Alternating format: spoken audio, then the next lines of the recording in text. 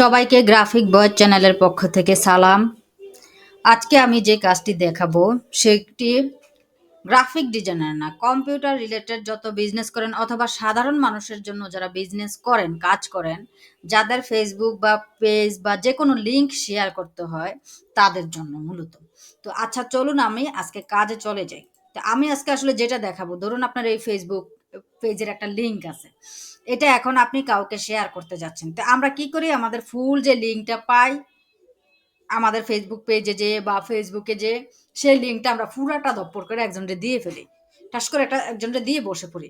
কিন্তু এটাতে অনেক মারাত্মক প্রবলেম হয়। সেটা হচ্ছে যে আপনার লিঙ্কটা হ্যাক হতে পারে, আপনার লিঙ্কটা হ্যাক করে অন্য কেউ বাজে কাজ করতে পারে বিভিন্ন প্রকার, অথবা আপনার ফেসবুক থেকে ছবি এটা সেটা নিয়ে বিকৃতিও করতে পারে। তো এই লিঙ্কটাকে কিভাবে ছোট করে শেয়ার করবেন যাতে লিঙ্কটা হ্যাক না হয়, আপনার ফেসবুকটা আপনারই থাকে বা আপনার অন্যান্য আইডি গুলো আপনারই থাকে, এই জিনিসটা আজকে দেখাবো। দেখানোর আগে আমি একটি ছোট্ট কাজ দেখে নিই। সেটা হচ্ছে যে ধরেন আমি এখানে আমার কি আছে, গুগলটা সেট করা আছে এখানে।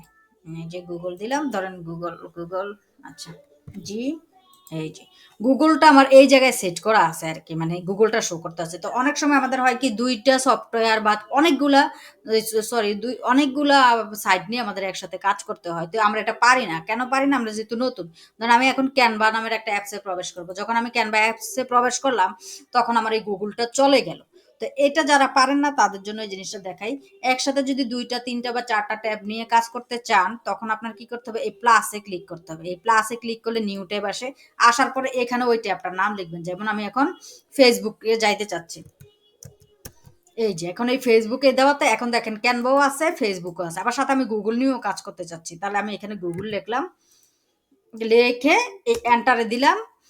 দেখেন এখন গুগলও আছে। আমি এখন ইচ্ছা করলে এটাতে এসে কাজ করতে পারবো, এটাতে এসেও কাজ করতে পারবো, এটাতে এসেও কাজ করতে গেল। এই তো গেল এইটা।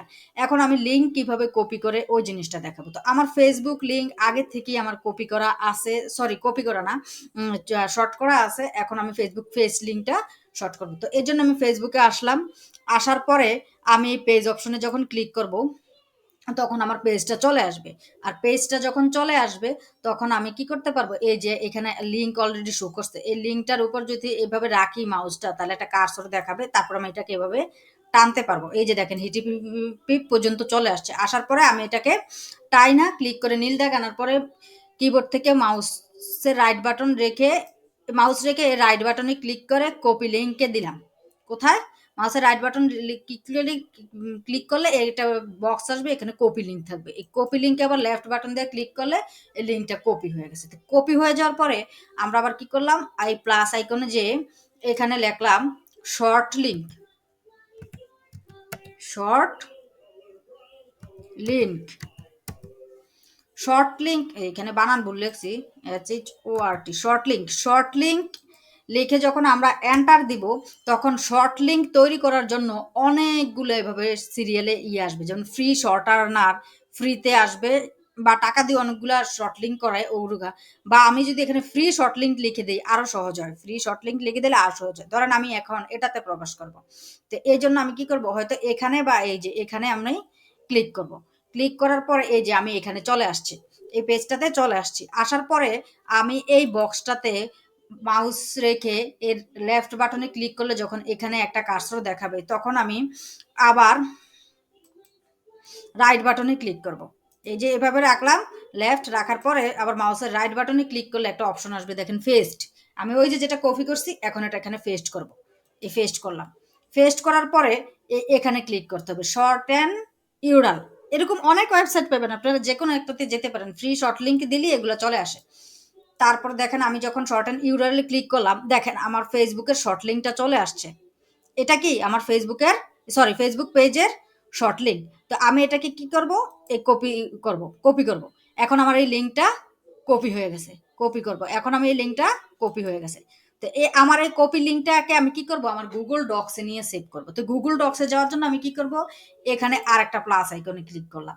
ক্লিক করার পরে এখানে দেখেন গুগল ডক্সের এই যে এই যে অপশনটাতে গুগল ডক্স থাকে, এই যে গুগল ডক্স, মানে এখানে লেখালেখি করা যায়। গুগল ডক্সটা একটা মাইক্রো ওয়েবসাইটের মধ্যে সফটওয়্যার। এখানে লেখালেখি করা যায়। এখানে যাওয়ার পরে আমি আমার আগে পেজ সেভ করা আছে, ওই পেজের ওখানে যে যেমন আমি একটাতে এখন সেভ করে দেখাই, যে মানে ট্রান্সলাইট এটাতে সেভ করে দেখাই। ধরেন এটার মধ্যে আমি ঢুকলাম, ঢোকার পরে আমি কি করলাম, এই যে এটা নিচে চলে যাই, যাওয়ার পরে এখানে একটা খালি জায়গায় ক্লিক করলাম, ক্লিক করে আবার মাউসের রাইট বাটনে ক্লিক করলে এই যে আবার পেস্ট অপশনটা আসবে, পেস্ট দিলাম, পেস্ট দেওয়াতে আমার এই লিঙ্কটা শর্ট হয়ে গেছে। এটাই হলো আমার ফেসবুক পেজের লিঙ্ক। এই লিঙ্কটা যদি আমাকে এখন কেউ আমার ফেসবুক পেজের লিঙ্ক চায়, আমি তখন এই আস্থা লিঙ্কটা দিব না, আস্থা বড় লিঙ্কটা দিব না, না দিয়ে এই ছোট লিঙ্ক দিব। তো এভাবে আপনারা বিহান্সের লিঙ্ক, সব কিছুর লিঙ্ক এভাবে আপনারা কি করতে পারবেন, গুগল ডক্সে সেভ করে রাখবেন। তো গুগল ডক্সটা যদি কেউ না বুঝেন, আমি নেক্সট ক্লাসে গুগল ডক্স দেখানোর চেষ্টা করব। সেই পর্যন্ত যাতে সুস্থ থাকে, আমার জন্য দোয়া করবেন। আল্লাহ হাফেজ। থ্যাংকস সবাইকে। আল্লাহ